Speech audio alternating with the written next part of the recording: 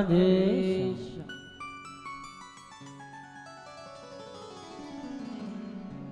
परम मंगलमय परात्पर अखिलेश्वर अखिल ब्रह्मांड नायक परात्पर पर ब्रह्म भगवान श्री कृष्ण की वांगमय प्रतिमूर्ति श्रीमद् भागवत महापुराण। दूर दूर से आई हमारी माताएं बहनें श्रोतागण भक्तगण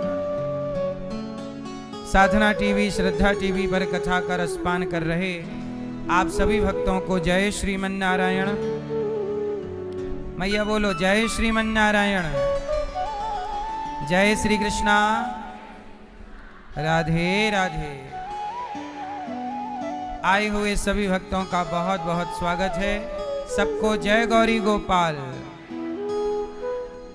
भगवान की बड़ी कृपा, भागवत की गंगा में हम सब डुबकी लगा रहे हैं। आप बड़े भाग्यशाली हैं कि बिहारी जी ने अपने धाम वृंदावन में आपको बुलाया। 7 दिन, अब आप कोई 2 दिन, कोई 4 दिन, कोई 7 दिन, कोई 10 दिन यहाँ आप रहेंगे।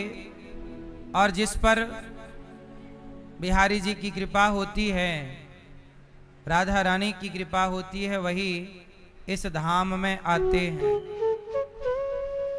वृंदावन आज भी प्रत्यक्ष है। कई बार हम लोग इसकी महिमा समझ नहीं पाते। आप बड़े भाग्यशाली हैं कि बिहारी जी ने आपको बुलाया है। आप सब पर बिहारी जी की बड़ी कृपा है।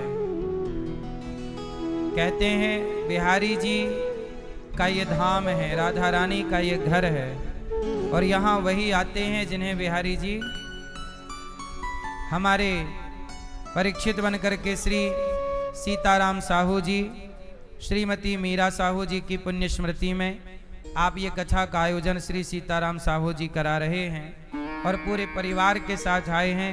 एक बार तालियां बजा के श्री सीताराम साहू जी का स्वागत वंदन करते हैं। आपके द्वारा ना जाने कितने प्यासों की प्यास कथा से बुझेगी, कितनों को आपने पुण्य कथा की गंगा में डुबकी आपके कारण लोग लगाएंगे।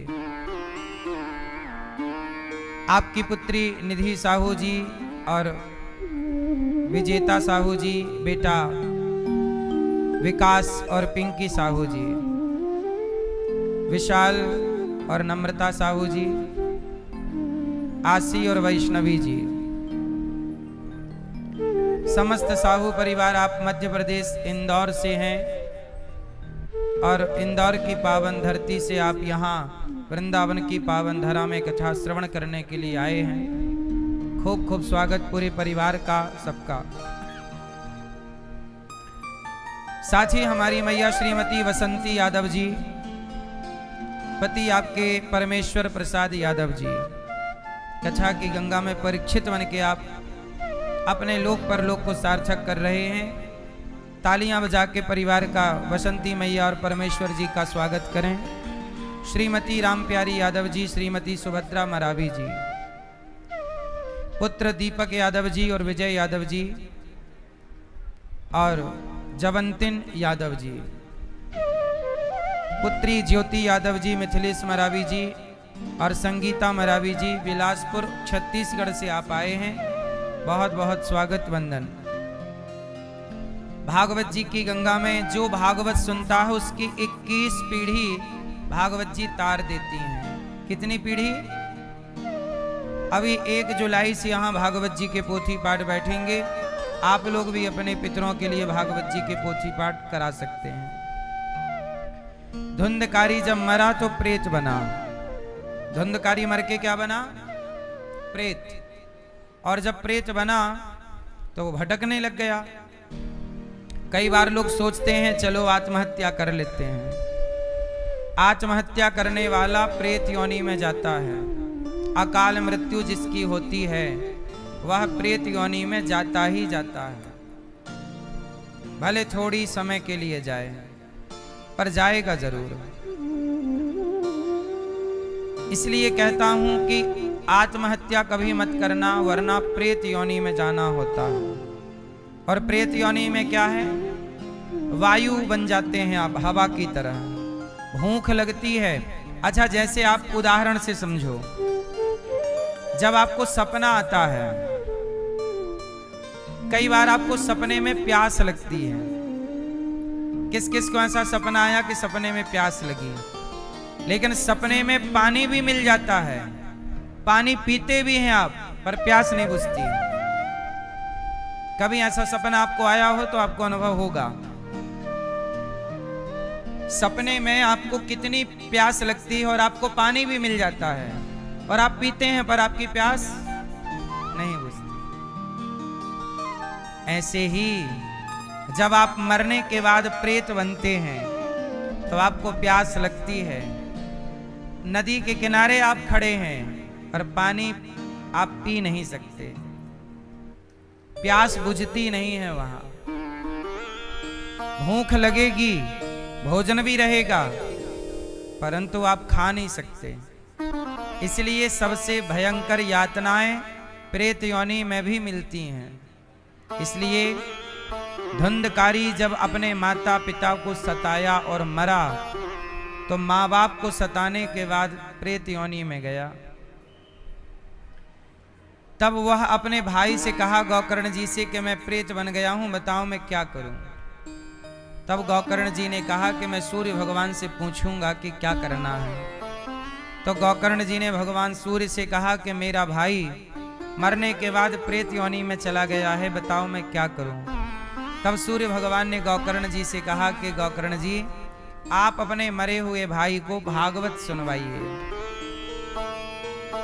जब तक ये भागवत नहीं सुनेगा प्रेत योनि से मुक्ति नहीं होगी। इसलिए जो लोग अकाल मृत्यु जिनकी होती है, अकाल मृत्यु क्या है? फांसी लगा ली, आग में जल गए, मतलब मौत आई नहीं थी और मरना पड़ा, अकाल मृत्यु। और सच्चाई तो ये है कि मनुष्य की आयु हमें 100 साल की मिली है। बोलो हाँ। यदि आप 70 साल जी गए लगभग, तो समझो कि आप पूरी आयु जी गए। और यदि 70 साल के पहले आप मर गए, लगभग 70 के पहले, तो भी आप ये समझो कि आपकी अकाल मृत्यु ही है। पूर्ण आयु 100 साल की, इसलिए व्यक्ति को पूरा जीवन जीना चाहिए। कम से कम 80 तक तो जाओ और स्वस्थ जाओ, बीमार नहीं। अपने पांव पे खड़े रहो, काम करते रहो, स्वस्थ रहो। 70 तक तो पहुंचो। 70 के पहले यदि आप मर गए तो वह आपकी अकाल मृत्यु ही कही जाएगी। चाहे आप कैसे भी मरे, हार्ट अटैक से मरे, लोग कहते ना वो तो अपनी मौत से मर गए। जब 100 साल की आयु निश्चित है तो 100 साल के पहले आप मरे क्यों? अब आप कहोगे महाराज जी कोई मरना अपने हाथ में थोड़ी है।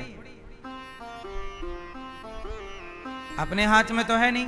हाँ, इसलिए आपने लापरवाही क्या की? आप खाने पीने पे ध्यान नहीं देते, योग नहीं करते, बीमारियां आपको जकड़ लेती हैं, आप मर जाते हैं। इसलिए पूर्ण आयु लगभग 70, 65, 70 के बीच तो पहुंचो ही पहुंचो, लगभग लमसम। इसके पहले जिसकी भी मृत्यु होगी और जैसे भी होगी वह अकाल मृत्यु ही कही जाएगी। ये समझ लीजिए आप। समझ में आ रही है? कैसे भी आप मरो वो अकाल मृत्यु ही है। तो अकाल मृत्यु वाले को क्या होगा? वह प्रेत बनेगा। प्रेत बनना है उसे। अच्छा, प्रेत की योनि से कैसे मुक्ति हो? इसलिए हम कहते हैं कि हर व्यक्ति को अपने जीते जी भागवत सुन लेना चाहिए। अच्छा, प्रेत कौन बनता है? अब आप अकाल मृत्यु हो गई और आपने पुण्य किया नहीं तो प्रेत बनोगे। पुण्य किया होगा तो मुक्ति पाओगे। इसलिए धुंधकारी जब मरा तो प्रेत बना। गौकर्ण जी ने भागवत सुनवाई और 7 दिन की भागवत सुन के धुंधकारी प्रेत योनि से मुक्त हो गया। उसके लिए विमान आया और विमान पर बैठ के जाने लगा तो गौकर्ण जी ने रोका कि भैया रुको, पहले ये बताओ कि तुम कहाँ जा रहे हो और तुम कौन हो। तब कहा कि हम भ्राता तुदीयोस्मि, मैं आपका भैया धुंधकारी हूँ। तो आपकी मुक्ति कैसे हुई? बोले भागवत सुनने से। बोले प्रेत योनि में कैसे चले गए? बोले मैंने अपने पिता को मारा, मैंने अपनी माँ को सताया, माँ बाप को सताने के कारण मैं प्रेत योनि में चला गया। किसके कारण प्रेत योनि में गया?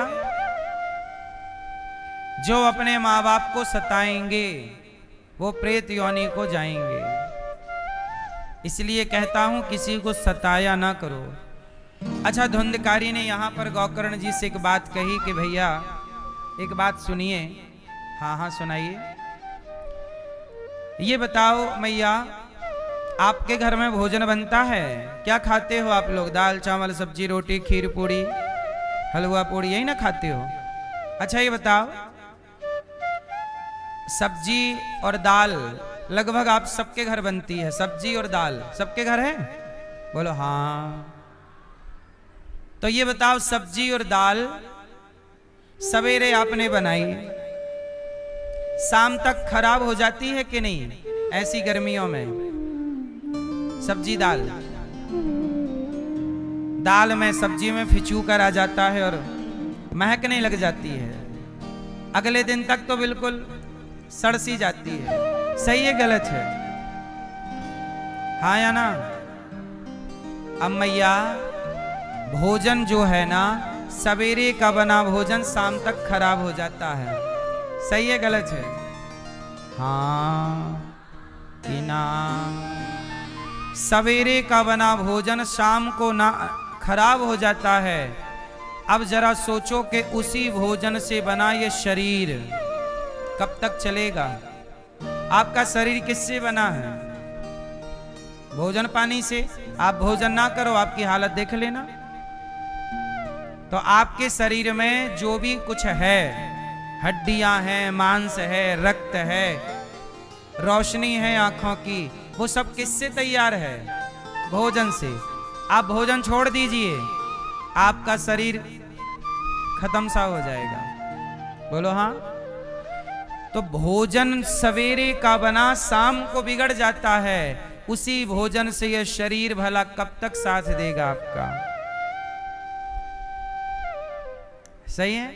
ये बात हम नहीं कह रहे हैं, धुंधकारी ने कहा प्रेत योनि से मुक्त होने के बाद कि भैया इस शरीर पर भरोसा ना करना, ये शरीर कभी भी धोखा दे सकता है, कभी भी ये शरीर आपका साथ छोड़ सकता है।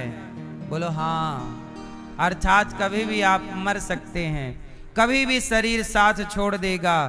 इसलिए कहता हूं जब तक शरीर साथ दे रहा है तब तक अपना संबंध भगवान से जोड़ के रखिएगा। धुंधकारी बोला मैं तो भागवत सुना नहीं, प्रेत योनि में चला गया, पर भागवत सुनने के बाद मैं उस कष्ट भरी योनि से निकलकर आज बड़ा सुखमय जीवन जी रहा हूँ। इसलिए आप लोग जब समय अच्छा हो तो भागवत सुन लेना।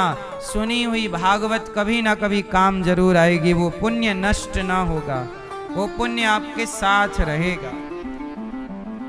इसलिए आप लोग मरने से पहले भागवत जरूर सुनिएगा। सब लोग कुछ अच्छे काम जीते जी करने के होते हैं। भागवत जी, धुंधकारी का उद्धार हुआ। भागवत जी में मनुष्य के धर्म का वर्णन किया, भगवान के अवतारों का वर्णन भागवत जी में है। भगवान के कितने अवतार होते हैं? भगवान के अनंत अवतार हैं, पर भगवान के अनंत अवतारों में 24 अवतार मुख्य हैं। कितने अवतार? पहला अवतार भगवान का सनकादि, सनक सनंदन सनातन सनत कुमार। दूसरा अवतार वाराह, हिरण्याक्ष को मारने के लिए 12 अवतार लिए कि नहीं? बोलो हाँ। तीसरा अवतार है भगवान का नारद जी, नारायण नारायण जपते रहते हैं। चौथा अवतार नर नारायण का। पांचवा अवतार भगवान का कपिल देव जी, जिन्होंने माता देवहूति को उपदेश किया। और छठा अवतार है दत्तात्रेय जी, जिन्होंने 24 गुरु बनाए। दत्तात्रेय जी के कितने गुरु हैं? जोर से। क्या मतलब हुआ 24 गुरु? क्या मतलब क्या हुआ? 24 गुरु का मतलब ये हुआ कि दत्तात्रेय जी सबसे सीखते हैं। अच्छा, आप किस किस से सीख सकते हैं बेटा? आप बताओ। आप किस किस से सीख सकते हैं? आप क्या आप अग्नि से, आग से कुछ सीख सकते हैं? आग से? आग नहीं सीख सकते। ये आग से कुछ नहीं सीख सकती। लाल मैया आप बताओ, आग से आप कुछ सीख सकती हो? आग से, अग्नि से कुछ सीख सकती हो क्या? चलो पहले आप बातें कर लो, फिर बात करेंगे। ए मैया आप बताओ, आप आग से क्या सीख सकती हो? आप बताओ भैया। चलो, हमें सब लोग सिखाते हैं, पर हमारा ऐसा बुद्धि हो गई है, हम लोग सीखते नहीं हैं। संसार का हर व्यक्ति और हर वस्तु हमें कुछ ना कुछ सिखाता है, सिखाती है, हम सीखते ही नहीं। इसलिए कहता हूं, सीखना जारी रखिएगा, सीखते रहिएगा। क्या सीखना है? आग से। आपके घर में, सबके घर में अग्नि है, भोजन उसी में पकता है। चलो बताओ, आपने आग से क्या सीखा है? हाँ, क्या? हमें भी सिखाओ जो सीखा है। खाना बनता है, काम कौन सा काम है? सीखा क्या? खाना बनता है तो है? चश्मा वाली मैया बताओ मेरी माँ। चलो इतनी देर यदि आप इतनी देर लगाओगे तब तो हमारी भागवत जी ऐसी हो ही गई। भागवत जी के इतनी देर नहीं। सुनो भैया, आग से हमने क्या सीखा? जैसे आग में हम कुछ भी डालते हैं, आग सब कुछ जला देती है, कुछ भी अपने पास बचा के। ऐसे आग से हमने ये सीखा कि जैसे आग सब कुछ जला देती है, अपने पास कुछ भी बचा के, ऐसे आप भी अग्नि की तरह हो। कोई आपका सम्मान करे, सम्मान भी जला के राख कर दो। अपमान करे, अपमान भी जला के राख कर दो। ना सम्मान अपने पास रखो, ना अपमान अपने पास रखो। यदि अपने पास रखना ही है तो केवल भगवान का नाम, भगवान का चिंतन अपने पास रखिए। आग सब कुछ भस्म कर डालती है। ऐसे आप भी अपने भीतर की बुराइयां भस्म कर दीजिए और आग की तरह निर्दोष हो जाइए। आग की तरह निर्दोष हो जाइए। आग में कोई दोष नहीं होता, अग्नि में कोई दोष नहीं होता। ऐसे ही आप भी अपने अंदर सब कुछ जला। अच्छा, आग के ऊपर कोई मलमूत्र फेंक दे या खीर पूड़ी फेंक दे, खीर पूड़ी फेंक दो या मलमूत्र फेंक दो, आग सब कुछ जला डालेगी और ये ना कहेगी कि ये क्यों फेंका, लाओ, वो जला के अपने को साफ कर लेगी। ऐसे ही कोई आपकी तरफ सम्मान फेंके या अपमान फेंके, फेंकने दो। आप अग्नि की तरह सबको जलाकर अपने को पवित्र कर लीजिएगा। ना सम्मान में उलझिए, ना अपमान में उलझिए। सम्मान भी तो उलझा देता है। सम्मान मिलेगा तो आपका घमंड बढ़ जाएगा, अपमान मिलेगा तो आपका क्रोध बढ़ जाएगा। और घमंड हो या क्रोध, दोनों ही स्वास्थ्य के लिए हानिकारक है। सही है कि नहीं? अच्छा, सम्मान ज्यादा मिलेगा तो घमंड आएगा कि नहीं? और घमंड अच्छी चीज है कि बुरी चीज है? तो सम्मान से घमंड मिलता है, इसलिए सम्मान भी अच्छा नहीं होता। और अपमान से भी क्रोध मिलता है। अपमान, यदि मैं आपका अपमान करूं, अभी आपको गुस्सा आ जाएगा, तो अपमान से क्रोध, और क्रोध भी अच्छी चीज नहीं है। इसलिए संत लोग अपने को दोनों से अलग कर लेते हैं। आप सम्मान करिए या अपमान, उन्हें कोई फर्क नहीं पड़ता। तो अग्नि ये सिखाती है, ठीक है? बोलो हाँ। अब बताओ, जल, पानी क्या सिखाता है? भैया बताएंगे हमारे। पानी से आपने क्या सीखा? पानी साफ, पानी साफ कर देता है। पानी साफ कर देता है। अच्छा,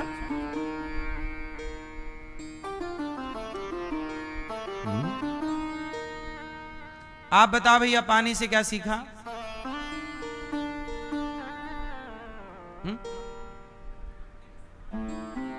अपने में समा लेता है, मतलब डुबा देता है। ये तो पानी का दोष बता रहे हो आप कि डुबा देता है। सुनो, जल से हम लोग ये सीख सकते हैं कि जैसे जल, पानी को आप गर्म करो, कितना भी और उबाल लो, पर वो थोड़ा मौका मिलते ही वो अपने को ठंडा कर लेता है ना? और कितना भी बर्फ बना दो, वो अपने को पिघला के अपने फॉर्म में आ जाता है। पानी का स्वभाव है शीतल। पानी का स्वभाव, पानी का स्वभाव, पानी हमेशा ठंडा ही रहता है। उसका नेचर क्या है? ठंडा। स्वभाव कैसा है? पानी का स्वभाव नेचुरल। यदि धूप में है तब तो गर्म होगा, बहुत ठंडक में है तो ठंडा होगा, लेकिन यदि नेचुरल है, सामान्य, तो वह पानी अपने नेचुरल स्वभाव में रहता है। वो पानी का स्वभाव है ठंडा। कितना भी गर्म कर दो वो ठंडा हो जाएगा। वो कितना भी बर्फ बना दो, वो पिघल के अपने नेचुरल फॉर्म में पहुंच जाएगा। बोलो हाँ। जैसे जल का स्वभाव ठंडा होता है, उसी तरह आप जल से ये सीखें कि हमें कोई कितना भी क्रोध दिलाए, जैसे पानी को कितना भी उबालो, आपको कोई कितना भी गुस्सा दिलाए, पर आप सदा ठंडे ही रहो। आपके स्वभाव पर कोई प्रभाव नहीं पड़ना चाहिए। जैसे पानी को कितना बर्फ बनाओ या कितना उबालो, उसको कोई फर्क, ऐसे ही आपको कोई कितना भी क्रोध दिलाए, कितना भी आपके स्वभाव के साथ खेले, पर आपका स्वभाव सदा शांत होना चाहिए, ठंडा होना चाहिए। दिमाग कैसा हो? गरम, गरम के ठंडा, और आपकी खोपड़ी गरम रहती है। पानी से सीखो, जैसे पानी हमेशा ठंडा रहता है और पानी शांत रहता है। यदि तालाब का है तो बड़ा शांत है, तो पानी का स्वभाव शांत है। समुद्र की लहरें उसे अशांत कर देती हैं, चूंकि वो स्वभाव समुद्र का है, पानी का नहीं। पानी का स्वभाव क्या है? शांत। ऐसे आप भी शांति को चुनिए, शांत रहिए। अच्छा, पानी से एक चीज और सीख सकते हैं। एक गिलास पानी में आप थोड़ी सी माटी डाल दो, पूरा पानी गंदा हो जाएगा। बोलो हाँ। अब पानी, एक बाल्टी पानी में मिट्टी डालो, गंदा हो गया। अच्छा, उसे साफ करना हो तो क्या करें? हैं? थोड़ी देर पानी को शांत छोड़ दीजिए। जैसे ही पानी को शांत छोड़ेंगे तो पानी अपने को क्या कर लेगा?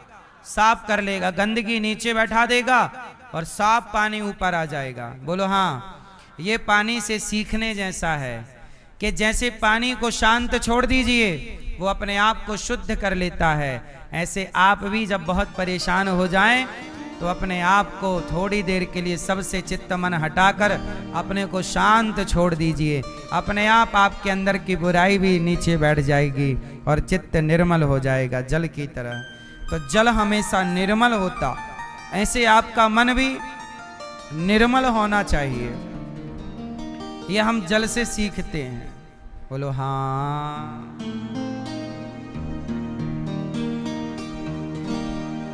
अच्छा ये बताओ, मधुमक्खी से क्या सीखा आपने? मधुमक्खी से, मधुमक्खी सारी जिंदगी शहद इकट्ठी करती है, इकट्ठा करती है, और जैसे ही इकट्ठी होती है कोई दूसरा आता है लेके चला जाता है। इसलिए कहते हैं एक मधुमक्खी ही है बस जो इकट्ठा करने पे भरोसा करती है। बाकी चिड़िया कभी इकट्ठा नहीं करती, शेर कभी इकट्ठा नहीं करता, खाया पी आगे बढ़ा। चिड़िया खाई पी उड़ी, चींटी खाई पी आगे बढ़ी। एक मधुमक्खी है जो लंबे समय के लिए इकट्ठा करती है, लेकिन वो इकट्ठा करती है कोई दूसरा खा जाता है। तो मधुमक्खी से ये सीख मिली कि आप इकट्ठा कर लीजिए, समय बर्बाद कर लीजिए इकट्ठा करने में, पर खाएगा तो दूसरा ही।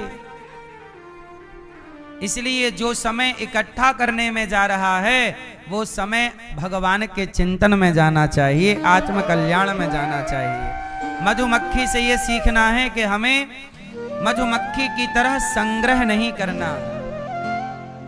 क्या नहीं करना है? संग्रह उतना करो जितने की जरूरत है। जैसे आपको घर बनाना है, घर बना लीजिए, गाड़ी खरीदनी है, गाड़ी खरीद लीजिए, थोड़ा दुकान मकान चलाना है, थोड़ा सा बैंक बैलेंस रखना है, ठीक है रख लीजिए। पर आप लोग संग्रह किसके लिए करते हैं? बेटा, फिर बेटे का बेटा, 2-4 पीढ़ी के लिए आप जोड़ते रहते हैं। बच्चों को योग्य बनाइए, टैलेंट दीजिए, संस्कार दीजिए। बच्चों के लिए जोड़िए मत। बच्चों में गुण होगा तो कमा के खा लेंगे, और गुण नहीं होगा तो कितना भी कमा के दे दो बर्बाद कर लेंगे। सही है कि गलत है? आजकल माँ बाप क्या गलती करते हैं? बच्चों को संस्कार नहीं देते, बच्चों के लिए कमा कमा के रखते हैं। संस्कार देना, कमाई में आप इतने बिजी हो गए कि बच्चों को संस्कार देना भूल गए। और जब संस्कार दिया नहीं, कमाई कर करके रखा, तो फिर बेटा वो पैसे का दुरुपयोग करने लग जाता है, शराब पीने लग गया, क्लबों में जा जा के पराई औरतों के चक्कर में उड़ाने लग गया। तो आपने पैसे तो जोड़े हैं बच्चों के लिए, पर बच्चों को संस्कार तो दिया नहीं, तो पैसे वो उड़ा रहा है। इसलिए कहता हूं बच्चों को पैसे मत दो, क्या दो? संस्कार और टैलेंट, योग्यता। क्या देना है मेरी माँ? ए गुलाबी मैया, देखो पंचायत, ये कथा सुनने आई हो मेरी माँ। हो गई पंचायत? सुनो, दत्तात्रेय जी ने 24 गुरु बनाए और सबसे कुछ ना कुछ ग्रहण किया। हमें चींटी भी बहुत कुछ सिखाती है, चिड़िया भी सिखाती है, अजगर भी सिखाता है। अजगर करे ना चाकरी, पंछी करे ना काम, दास मलू का कह गए सबके दाता। सीखना हो तो हमें कुत्ता भी बहुत कुछ सिखाता है, और नहीं सीखना हो तो रावण हनुमान जी से ना सीख पाया, सिखाने आए कि भैया मान जा, वो सीता जगत जननी जगदम्बा है, लौटा दे। पर नहीं, मूर्ख हृदय ना चेत, जो गुरु मिलहि विरंचि सम। सीखने वाला होए तो चींटी भी बहुत कुछ सिखा सकती है, और सीखने वाला ना होए तो ब्रह्मा जी भी नहीं सिखा सकते। इसलिए मेरी माँ, ये प्रकृति भी बहुत कुछ सिखाती है, ये नेचर भी हमें बहुत कुछ सिखाता है, छोटा बच्चा भी हमें बहुत कुछ सिखाता है। अच्छा बताओ, छोटे बच्चे से आपने क्या सीखा? अब बताओ लाल मैया, छोटा बच्चा क्या सिखाता है आपको? छोटा बच्चा भी गुरु है कि नहीं? बोलो हाँ। क्या सीखा आपने बच्चे से? जैसे बच्चों के अंदर निर्मलता होती है, छोटे छोटे बच्चे उनके अंदर ना तो काम है, ना तो क्रोध है, ना तो निंदा है, ना चुगली है, ना ईर्ष्या है, ना द्वेष है, ना छल है, ना कपट है, ना तेरा है, ना मेरा है, ना अहंकार है। क्या दोष है? मुझे एक दोष बताइए। बच्चों के अंदर कोई दोष है तो बताइए। है? कपड़े पहने हैं तो खुश, नहीं पहने तो खुश। बच्चों को नहीं पता कि कपड़े क्यों पहने जाते हैं। बच्चों को नहीं पता कि यहां जाएंगे तो क्या होगा। बच्चे बिल्कुल निर्मल हैं। उनके अंदर दोष आप लोग भरते हैं। जाओ कह दो कि घर में मां नहीं है, जाओ कह दो। जाओ कह दो कि घर में पिताजी नहीं है, जाओ जाओ। आपने उन्हें झूठा बनाया है। झूठ बोलना आपने सिखाया है। कपट करना आपने सिखाया है। एक बात बताओ, छोटे से बच्चे को यदि बचपन से ही उसे झूठ, कपट, छल, निंदा, चुगली कोई बताने वाला ही ना हो, अगल बगल के लोग करें ही ना उसके साथ झूठ कपट, तो क्या वो सारी जिंदगी में ये जान पाएगा कि झूठ क्या होता है? आज छोटे से बच्चे से पूछो कि झूठ क्या होता है, वो नहीं जानता। वो झूठ जानता ही नहीं क्या होता है। बोलो हाँ। इसका मतलब बच्चा हमें ये सिखाता है कि जैसे मैं निर्मल हूं, अर्थात बच्चा, जैसे बच्चा निर्मल है ऐसे आपको निर्मल होना है। ईश्वर ने सबको निर्मल ही बना के भेजा था। यहां आते हुए आपके अंदर तमाम दोष आते चले गए। किसी के अंदर क्रोध आ गया। अच्छा, छोटे बच्चे के अंदर तो गुस्सा नहीं होता। यहां देखते हुए, यहां रहते हुए, यहां के माहौल में वो सब सीखता है। उसे गुस्सा भगवान ने नहीं सिखाया, उसे चुगली भगवान ने नहीं सिखाई, उसे आपके घर के माहौल ने सिखाया है। ईश्वर ने तो बिल्कुल गंगा की तरह पवित्र करके भेजा था। आप पवित्र थी कि नहीं? बोलो हाँ। जब आप छोटी थी ना मेरी माँ, तब आप भी गंगा की तरह पवित्र थी। पर जैसे ही आयु बढ़ती गई, आपके अंदर बुराई आती गई, आती गई, आती गई, आती गई। एक एक बुराई आपने अपने अंदर भर ली और फिर आप बुरे होते चले गए। ईश्वर ने अच्छा बना के भेजा था। संसार के वातावरण ने, संसार के संग ने आपको बुरा बना दिया। इसलिए बच्चों से आप ये सीखिए कि जैसे बच्चे निर्मल हैं, हम भी बच्चों की तरह हो जाएं। ना तो काम, ना तो क्रोध, ना तो लोभ, ना तो अहंकार, ना निंदा, ना चुगली, ना छल, ना कपट, ना अहंकार। बच्चों को कोई अहंकार नहीं है। करोड़पति आदमी का बच्चा भी होगा और वो एक छोटे गरीब बच्चे के साथ मिलेगा तो दोनों बच्चे खेलने लग जाएंगे। और रेत का ढेर मिल जाए, बालू का ढेर, तो वहां खेलने लग जाएंगे। वो ये नहीं देखेगा कि मैं अमीर बाप का हूं। ये अमीरी गरीबी का भूत बाद में चढ़ता है कि मैं अमीर हूं कि मैं गरीब हूं। बच्चे के अंदर क्या अमीरी क्या गरीबी? बोलो हाँ। अच्छा ये बताओ, छोटे छोटे बच्चे हैं, क्या उन्हें पता है कि मैं ब्राह्मण हूं कि क्षत्रिय हूं कि वैश्य हूं कि शूद्र हूं, मैं हिंदू हूं कि मुसलमान हूं कि सिख हूं कि ईसाई? 4 बच्चे छोटे छोटे हैं, लेकिन वही 4 बच्चे जब बड़े होते हैं तो उनमें से एक कहता है मैं हिंदू हूं, उनमें से एक कहता है मैं मुसलमान हूं, उनमें से एक कहता है मैं ईसाई हूं, उनमें से कहता है कि मैं पारसी यहूदी हूं।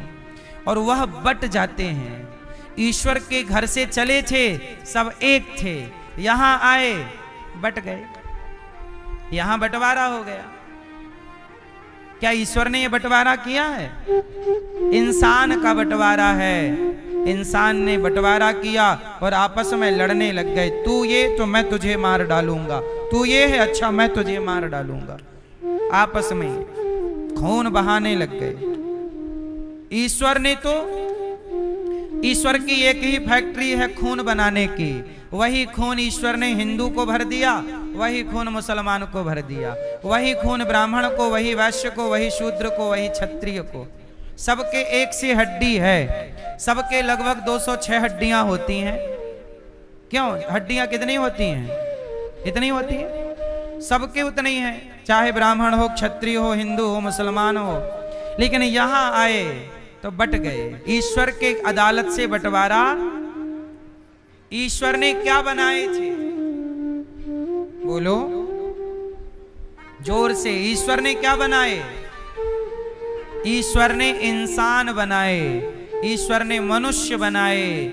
हिंदू मुस्लिम जातवाद यहां बनता चला गया संसार में। जैसे आकाश से पानी की बूंद गिरती है, तो पानी की बूंद आकाश में जब थी तब वो पानी थी, पर जैसे ही वो धरती पर गिरी और एक बूंद गंगा में गिरी तो वो गंगा जल हो गया।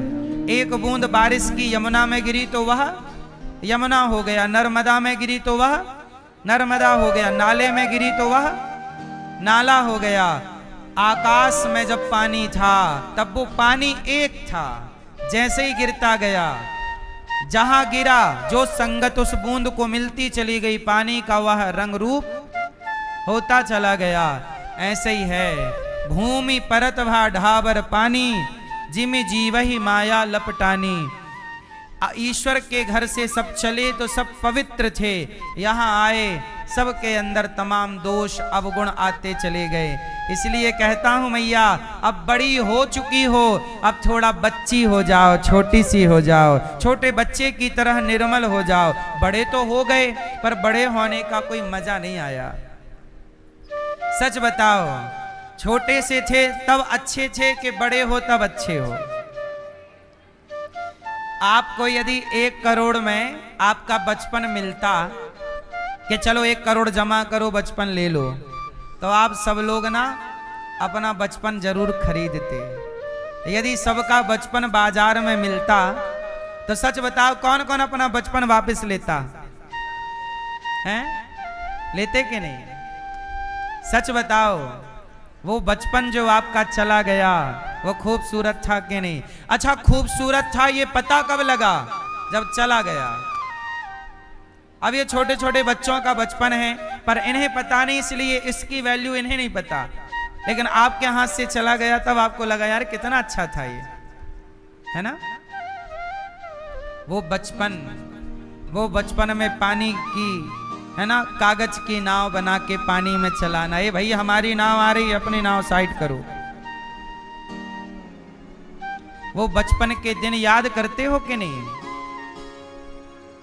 कहते हैं ना, काश वो बचपन एक बार और मिल जाता।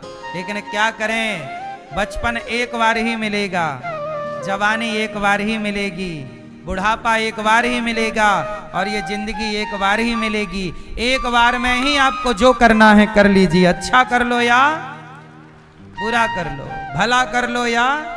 इसलिए कहता हूं, अपने समय को यूं ही ना गवाया करो।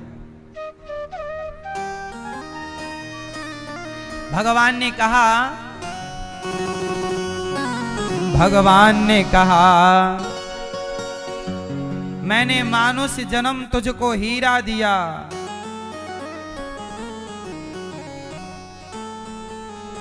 हाँ, मैंने मानुष जन्म, मैंने मानुष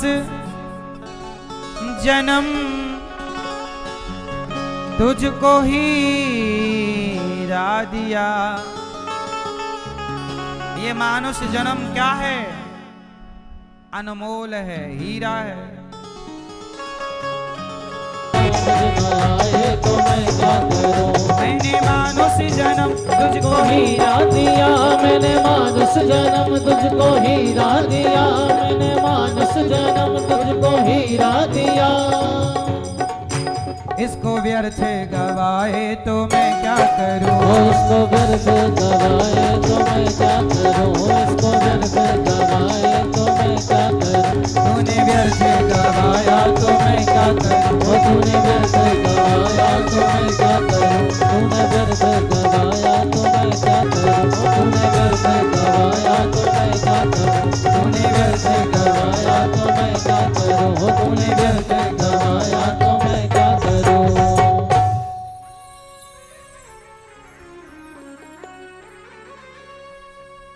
दीन दुखियों के दिल को दुखाने लगा,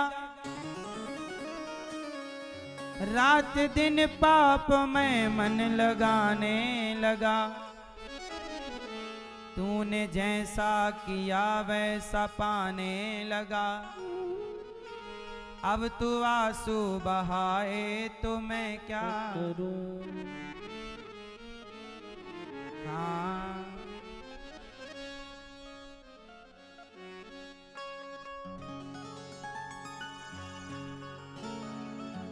नाम हरि का तेरा पाप भी काट दे,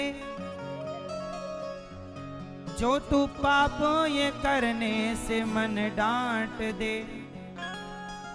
मैं चाहता हूँ तू आजा हरि की शरण, मैं चाहता हूँ तू आजा हरि की शरण। तू अब भी न आए तो मैं क्या करूं, तू अब भी न आए तो मैं क्या करूं।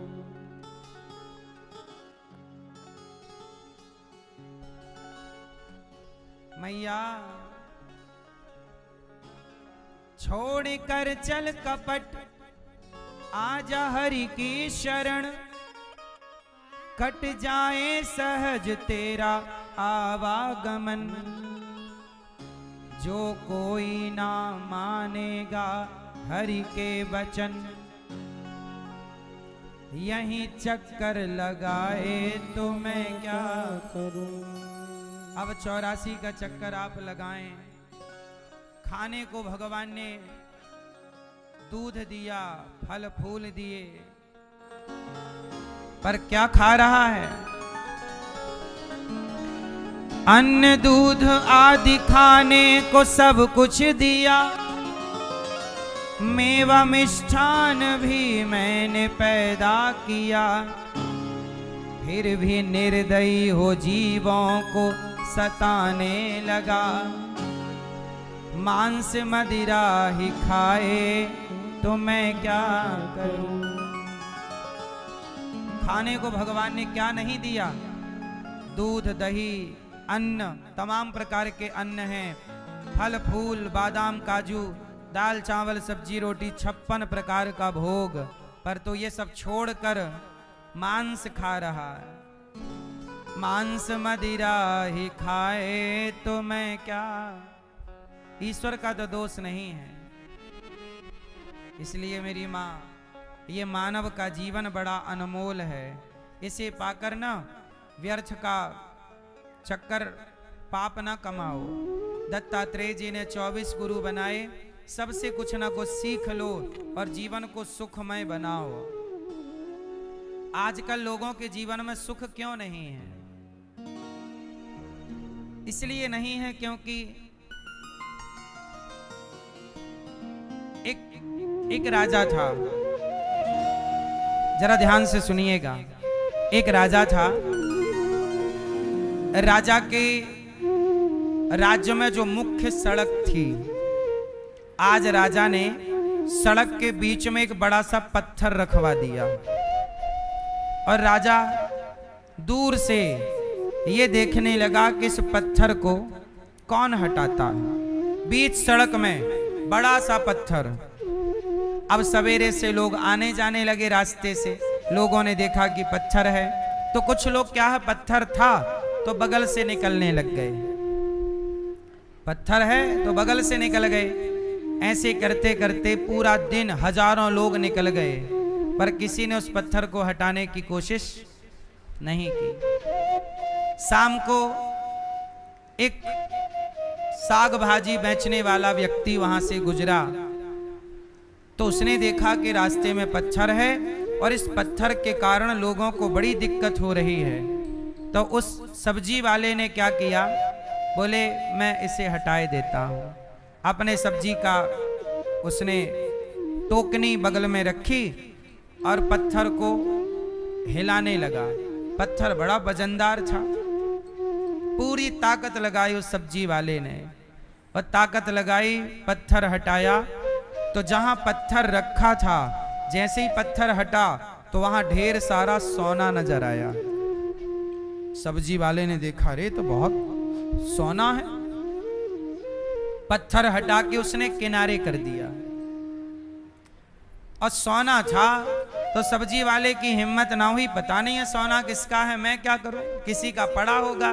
मैंने तो पत्थर हटाया कि कल तक तो ये पत्थर यहां था नहीं, बीच में है, लोगों का रास्ता खराब कर रहा है, ये पत्थर हटा दूं।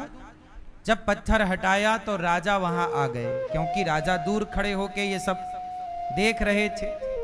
राजा ने कहा कि भैया ये सारा सोना जो यहाँ है ये तुम्हारा है, उठाओ। कहा महाराज आप। राजा ने कहा कि देखो यहां से हजारों लोग गुजर गए, पर रास्ते में पड़ा हुआ पत्थर किसी ने हटाने की कोशिश नहीं की। सब रास्ता बदल करके निकलते चले गए। सबको लगा मेरा क्या, मेरा क्या, मेरा क्या, मुझे क्यों उठाना है, मैं क्यों हटाऊं।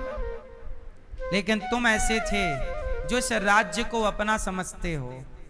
तुमने इस पत्थर को हटाया, तुमने दूसरे के रास्ते में आने वाले पत्थर को हटाया, इसलिए ये सोना, ये धन पर तुम्हारा अधिकार है और मैं तुम्हें अपने राज्य में अच्छी नौकरी दूंगा। क्योंकि तुम जो दूसरों के रास्ते के पत्थर हटाएगा, जो दूसरों के बारे में सोचेगा, उसके बारे में मैं सोचता हूं, उसके बारे में भगवान सोचते हैं। अपने अपने बारे में तो अपने अपने रास्ते का आपके द्वार पे कोई पत्थर आ जाए तो आप हटा ही दोगे, पर सड़क में जहां से सब निकल रहे हैं, क्या वहां की भी चिंता आपको है? तो दुख, यदि आप दुख को दूर करना चाहते हैं तो आपसे मैं पहले कह चुका हूं कि जब आप दुखी होएं तो अपने दुख से दुखी ना होएं, दूसरों का दुख दूर करना स्टार्ट कर दीजिए। दूसरों का दुख दूर करते करते आपका दुख कब दूर हो जाएगा आपको पता ही नहीं चलेगा। जो दूसरों का दुख दूर करेगा उसका दुख कोई दूर भगवान कर ही देंगे, उसे अपने बारे में सोचने की जरूरत नहीं है। आप दूसरों को इत्र लगाएंगे ना तो आपके हाथ महकने ही लग जाएंगे। आपको अपने हाथों में अलग से इत्र लगाने की जरूरत नहीं पड़ेगी। आप दूसरों को इत्र लगाइए, आपके हाथ अपने आप महकने लग जाएंगे। दूसरों को महकाइए, आप महकने लग जाएंगे। हमारे शास्त्र, हमारा धर्म यही तो कहता है कि आप दूसरों का भला कीजिए, आपका भला हो जाएगा। आप दूसरों के बारे में सोचिए, आपके बारे में कोई है सोचने वाला? आप अपने बारे में क्यों सोचते रहते हैं? ये जिम्मेदारी भगवान को दीजिए। भगवान हमारे बारे में सोचेंगे। हम आओ दीन दुखियों के बारे में, जिनके बारे में सोच सकते हैं, हम जिनकी हेल्प कर सकते हैं, हम करें। दत्तात्रेय जी ने 24 गुरु बनाए और भगवान के यज्ञ नारायण भगवान, ऋषभ देव जी, पृथु भगवान, ऐसे 24 अवतार हुए। हर अवतार का एक ना एक उद्देश्य है। भगवान का अवतार क्यों होता है? मैया, भगवान का अवतार क्यों होता है बताओ? परित्राणाय साधूनां विनाशाय च दुष्कृतां धर्म संस्थापनार्थाय संभवामि युगे युगे। जब जब धरती पर पाप बढ़ता है, अत्याचार अधर्म बढ़ता है, तब तब भगवान अवतार लेते हैं। कभी राम, कभी कृष्ण, कभी नरसिंह, कभी वामन।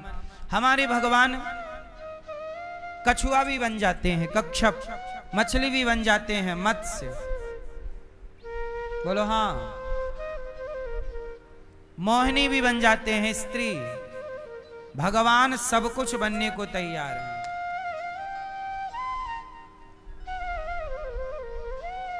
एक बार वेद व्यास जी 17 पुराण लिखने के बाद भी बड़े परेशान। तब नारद जी आए, क्यों रो रहे हैं, क्यों उदास है महाराज? कहा भागवत जी लिखिए। नारद जी ने कहा, व्यास जी ने कहा शांति नहीं है। बोले भागवत जी लिखिए। जब भागवत जी की रचना की तो अपार शांति मिली। नारद जी बोले मैं दासी का बेटा था पहले जन्म में। देखो, जब आप सेवा करते हैं तो आप बड़े कैसे होते हैं, ये नारद जी से सीखिए। नारद जी का नाम किस किस ने सुना है? नारद जी पिछले जन्म में कौन थे जानते हैं? नारद जी पिछले जन्म